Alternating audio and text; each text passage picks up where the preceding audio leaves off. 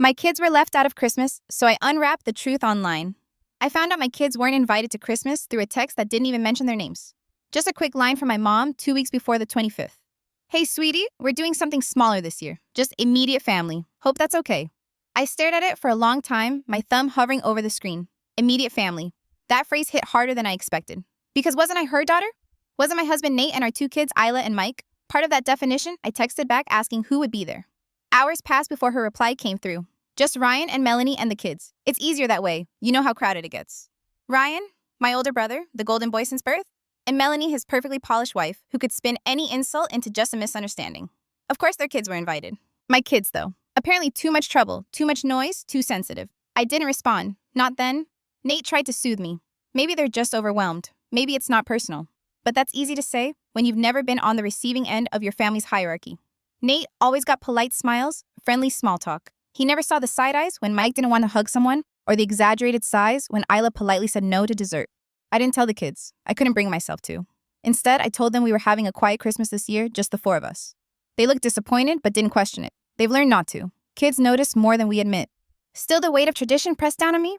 For 11 years, every December 25th had been the same piling into my parents' over-decorated living room, my dad falling asleep halfway through Elf, my mom's overcooked ham, filling the air with the smell of charred glaze. And always Ryan's kids at the center of it all, while mine were tolerated, not celebrated. But this year, my children weren't immediate family. I didn't cry when I read the text. I didn't rage or throw my phone across the room. Something inside me had already gone numb from years of being overlooked. The pain wasn't sharp anymore. It was dull, constant, and heavy. Nate asked gently, "Do you want to say something?" I shook my head. No, not yet. Because what was there to say? They had already decided. Instead, I folded the text into my silence the way I'd folded 1,000 other slights. The college fund they drained for Ryan's first car. The way my mom gushed over his kids' report cards while barely glancing at mine. The family photos where my children always stood at the edge, never in the center. Ask yourself, what would you do if your own mother told you, without saying the words directly, that your kids didn't belong at Christmas? Would you fight? Would you beg? Or would you sit with it the way I did, quietly, bitterly, until the ache turned into resolve? That year, I thought I'd be able to swallow it down like always, to play nice, to keep the peace. But I was wrong. Because sometimes betrayal doesn't ignite a fire right away. Sometimes it sits cold inside you, waiting for the right moment to burn. And that moment was coming. Christmas Eve came with its usual ache, but I told Nate I wanted to at least drop off the gifts. Every present I had carefully wrapped for my parents, for Ryan, for Melanie, for their kids. I couldn't bear the thought of leaving them to gather dust under our tree. Let's just be decent, I told him. He didn't argue. He rarely does when he sees that determined look in my eyes.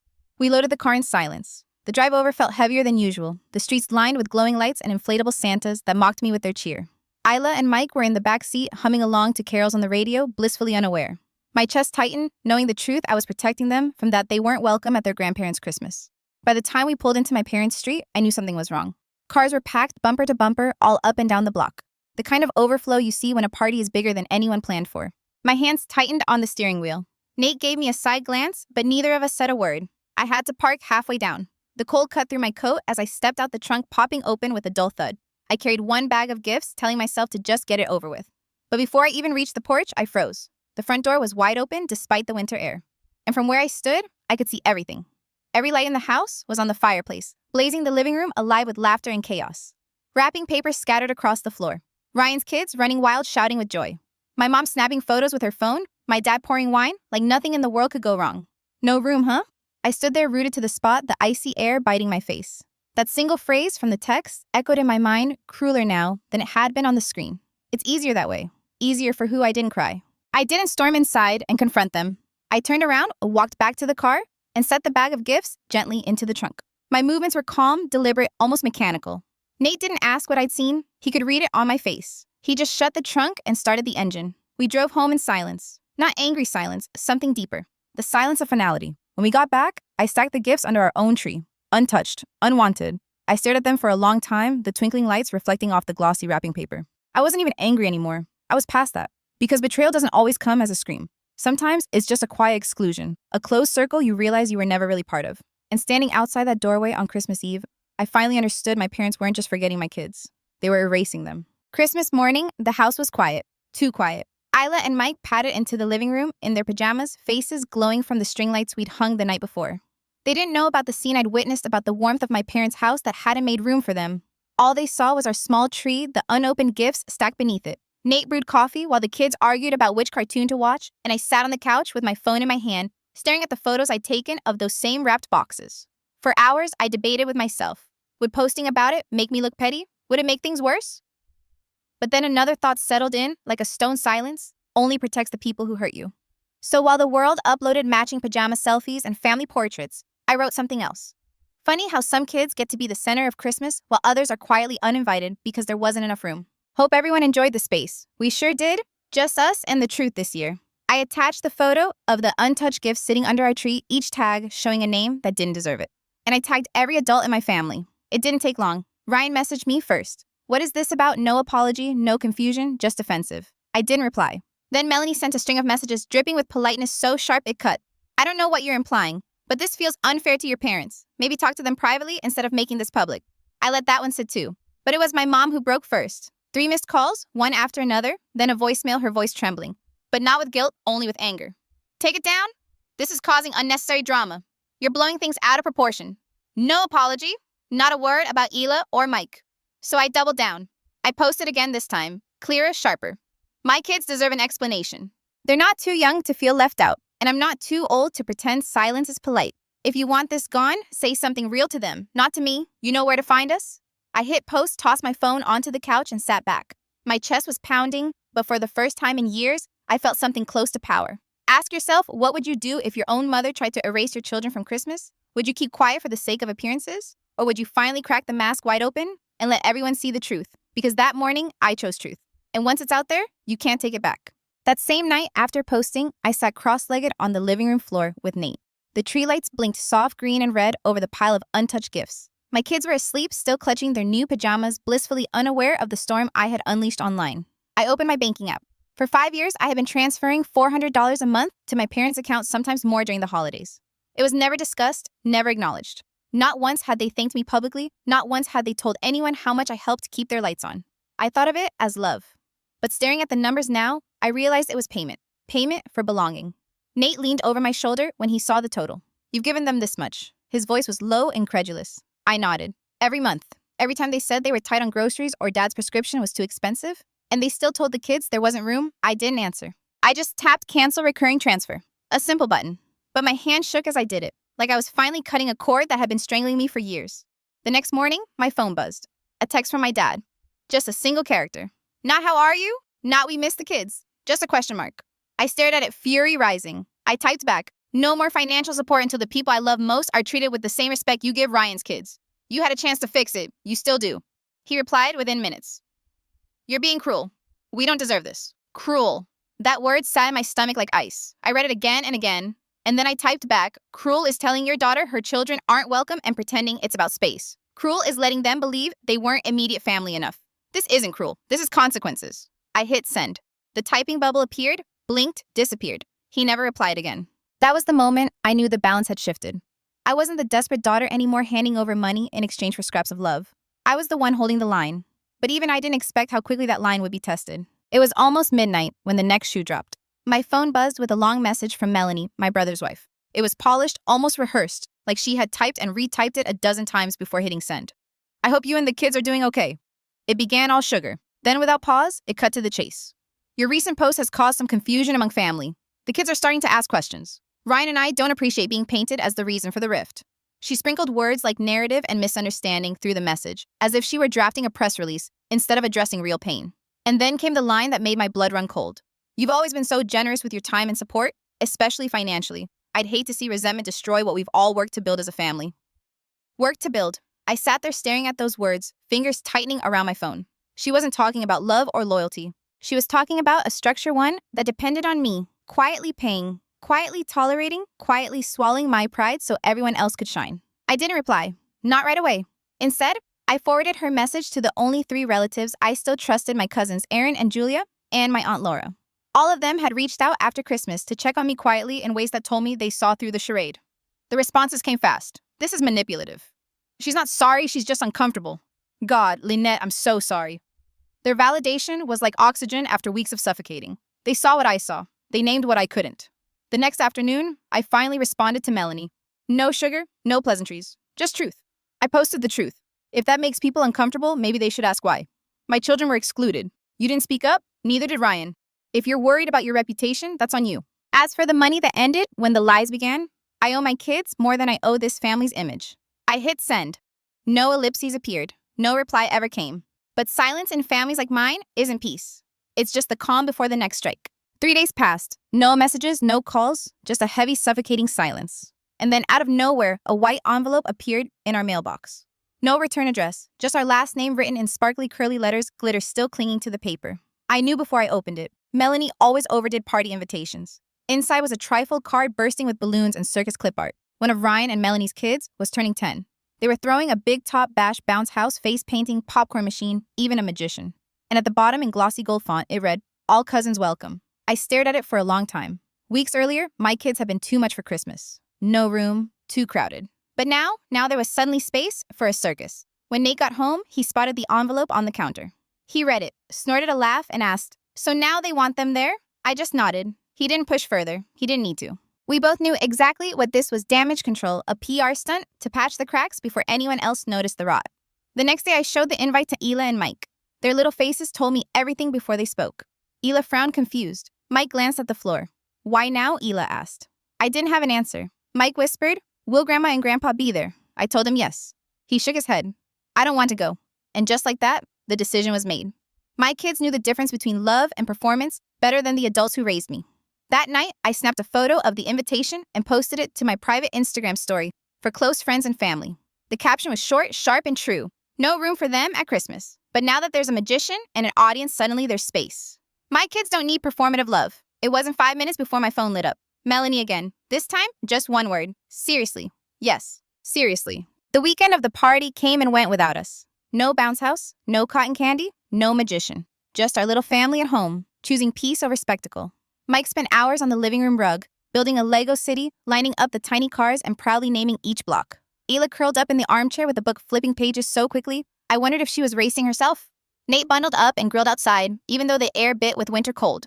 When we sat down later for board games, the laughter that filled our home was real. No forced smiles, no polite silence, just joy. Still, I couldn't help but wonder what pictures were being taken at that circus-themed party. Because Melanie, she can't resist turning everything into an exhibit. Sure enough, by the next morning, Facebook was plastered with her scrapbook, Ryan juggling plastic pins, kids with painted faces. My parents beaming as they held Ryan's youngest, like he was made of gold. I scrolled through once, then shut the app. Not a single caption mentioned the cousins who weren't there. No, we missed a few. No subtle nod. Just spotless photos, curated perfection, like my children never existed. And that more than anything told me the truth. They didn't want reconciliation. They wanted optics. They wanted proof for the world that their family was full, whole, shining, even if it meant cropping my kids out of the picture entirely. That night, while we cleaned up dinner plates, Nate's sister invited us over for a simple meal the following week. Just us. No glittering invitations. No conditions. Her kids adored mine, and in her house, no one pretended. As the kids ran off to play, she asked me quietly, "Why did you keep helping them for so long?" I didn't have an easy answer. Maybe it was habit, maybe duty, maybe a twisted belief that if I gave enough money, time, patience, they'd finally give love back. But sitting in her warm kitchen, hearing Isla's laughter drift in from the next room, I realized something. I wasn't paying bills. I had been paying for belonging, and they still shortchanged my children. A week later, another message came, this time from my mother. Short, deceptively simple. "We missed the kids? Can we start fresh?" I stared at it for a long time, rereading each word.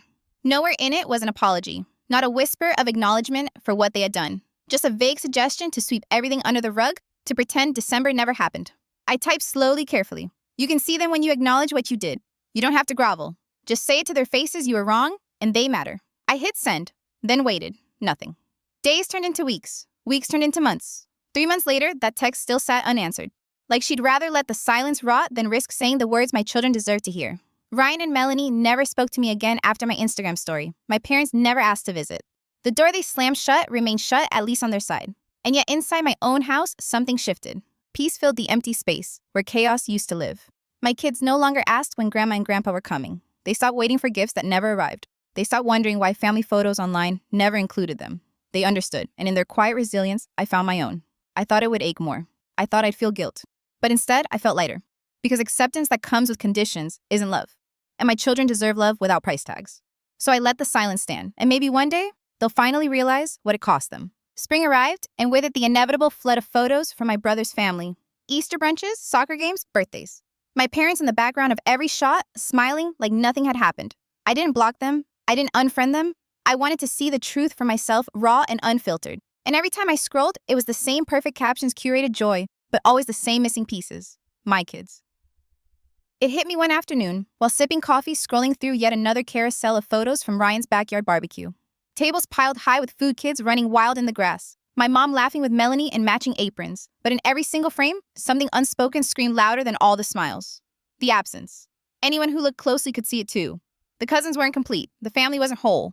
My children's laughter wasn't there. Their faces weren't lit up by the sun. Their voices weren't echoing in the air.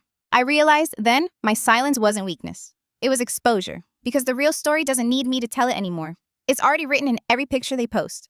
Every carefully staged photo is missing 2 children, 2 names, 2 lives they chose to erase. And no amount of filters, balloons, or captions can hide that absence. Ask yourself, what do people see when they look at your family photos? Do they see joy, or do they see who's missing? It's been almost half a year since that Christmas. My parents haven't seen Isla or Mike. Not once. They never showed up at our door. Never called for birthdays. Never even sent a card. At first, I expected tears, meltdowns, restless questions from the kids. But instead, something different happened. They adapted. They thrived. They leaned into the love that was present, not the love withheld. Hila joined a school choir. At her first concert, she scanned the audience, spotted me and Nate, and waved so hard she nearly dropped her sheet music. Afterwards, she whispered, "I didn't look for grandma this time. Just you." My throat tightened. Because that's what love without conditions does. It grounds you. Mike turned 7 and asked for Legos, not people. We built castles together late into the night. He never once mentioned cousins or grandparents. He didn't need to. His silence said enough. Meanwhile, my parents kept their silence too. Except for one more envelope that showed up last month. Another party invitation. Another glitter-covered attempt to prove that our absence didn't matter. I didn't even open it. Straight to the trash. Because here's the thing. I don't need to teach my kids that family is automatic. I need to teach them that family is chosen by actions, not bloodlines. And the cost of my parents' choices is visible now, etched in every holiday photo they post without us in every empty chair they try to pretend doesn't exist. They thought they were punishing me. But in the end, they punished themselves. The hardest part isn't the silence from my parents. It's the knowledge that they still don't understand why it matters. They send texts every few weeks. Nothing real, nothing raw. Just vague phrases like, "We miss the kids," or "Let's put the past behind us." But never once have they said the words that could change everything. We were wrong. We're sorry. And maybe they never will. Maybe they're too proud, or too scared, or too used to living in a world where appearances matter more than love. But here's what I've realized. I don't need their apology to heal. What I needed was to stop excusing their cruelty, to stop shrinking myself so my kids wouldn't notice the difference between being tolerated and being cherished. Now, when I look at Hila and Mike, I see kids who know their worth, who won't accept scraps of affection dressed up as family loyalty, who will grow up knowing that love without respect isn't love at all. So ask yourself, what would you do if the people who raised you turned their backs on your children? Would you forgive them because of blood? Or would you draw the line and protect your kids, even if it meant standing alone? Because that's where I am now. Standing in the quiet on my own side of the line, waiting to see if they'll ever cross it. And until then, the truth remains unresolved, sitting heavy between us. Sometimes I wonder if my parents scroll through old photos late at night and feel the emptiness between the smiles. Maybe they look at Ryan's kids and think about the 2 they haven't seen in months. Or maybe they don't let themselves think at all. But I do. Every day, not with regret, but with clarity. Because the lesson burned into me is simple: family isn't about bloodlines or last names. It's about who shows up when the door opens. It's about who remembers your children when the chairs are full and space is tight. It's about love that doesn't keep a scoreboard. And if my parents ever decide to be that kind of family, the door isn't locked. But it isn't swinging wide open either. They'll have to knock, and they'll have to use the words they've avoided their whole lives. We were wrong. We're sorry. Until then, my children will grow up in a home where love is steady, where respect is the baseline, and where no one is ever told they don't fit. So maybe the story isn't about losing my parents. Maybe it's about finding the courage to choose peace over appearances, to build a new definition of family with people who actually deserve the title. And that's where I'll leave it with a question for you. If the people who raised you refuse to respect your children, would you forgive them anyway? Or would you finally learn to protect your peace? Because for me, the answer was already written in my kids' eyes. Thank you for watching and supporting these full story dramas. Your engagement keeps these stories alive.